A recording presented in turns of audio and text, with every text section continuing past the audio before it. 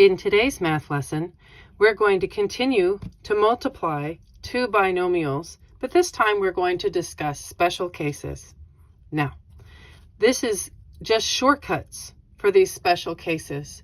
And if these shortcuts genuinely confuse you, then hey, don't sweat it. Just do like you did in the previous lesson, either using double distribution or the box method, whichever works best for your brain. But if you're interested in finding a shorter, faster way to work through these problems, let's explore it together. Finding the square of a binomial. If you are presented with a binomial that is just squared, the fast way to look through working this problem out would be to take your first term and square it, add that to 2 times your first term times your second term, and then add your second term squared.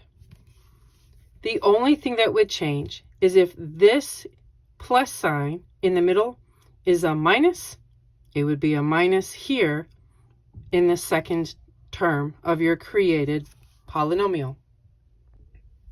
Finding the product of conjugates. Conjugates are binomials that have the same first and second terms, but one pair has a plus in the middle and the other pair has a minus in the middle. So to find the product of these binomials, you simply square your first term, square your second term, and put a minus between them. And those are your shortcuts. In example 1, we're going to use the shortcut for the conjugates. We know that it is for the conjugates because both of my binomials have the same first term and the same second term, but one pair has a plus in the middle while the other has a minus in the middle. As stated in the description of working with conjugates, your first term would be your A. Your second term is your B. So together we say, all right, A squared, that is 4y squared, which creates a product of 4 squared and y squared, making 16y squared. B squared is just 3 squared. 3 squared is 9. So all together, that creates 16y squared minus 9 as your final answer. Let's find the square of a binomial in our example 2. Here I have one set of parentheses. I have one binomial with a squared showing outside of the parentheses. Let's see how to simplify that with a shortcut. We saw in the description above that we are going to square our A term, which is 4A. From that, we get 4 squared and A squared, which creates 16A squared. We also saw a middle term that has a 2 times your A term, which is 4A, times your B term, which is 4. 2 times 4 is 8, times another 4 is 32A. And then we square our B term, which happens to be a 4. 4 squared is 16. So let's put this together in our final answer. We have 16A squared, 32A, and another 16. We need some signs in between our terms. Big hint. Your third term will always be positive every time. Every time. It's just a question of what happens on your second term. There was a minus in between our two terms in our original binomial. Therefore, there is a minus right here in front of my second term. There you go. In example 3, we see that we again need to find the product of two pair of binomials. And again, because the terms are the same for the first and second, with one being positive and the other being negative, we have conjugates. Let's get this going.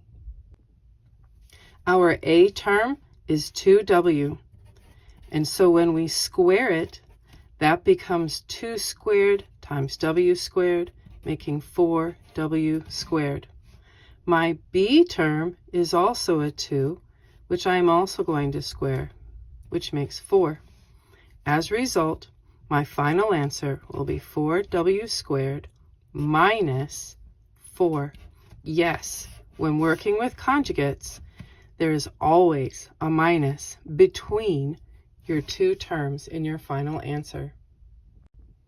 In example 4, let's square a binomial.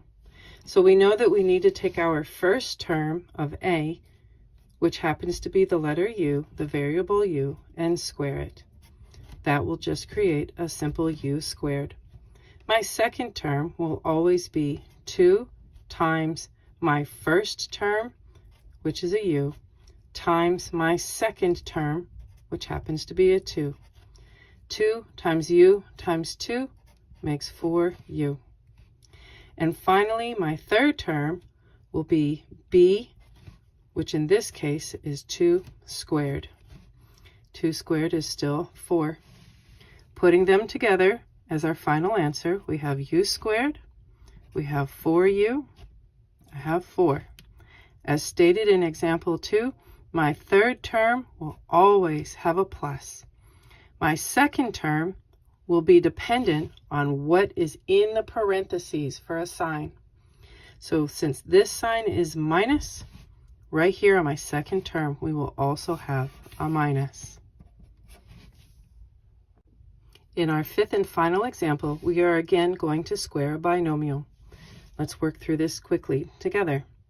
So we square our A term, which is 3b squared. 3 squared, b squared. 3 squared is 9, and we still have the b squared with it.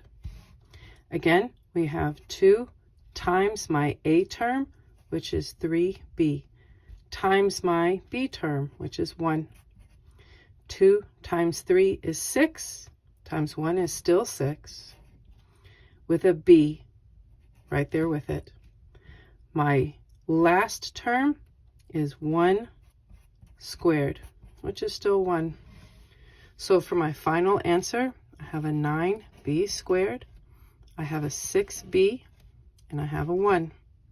Remembering that the third term is always a positive with a plus in the middle, and my second term is dependent on what is in the parentheses. In my parentheses, we have a minus, so the second term is again subtracting.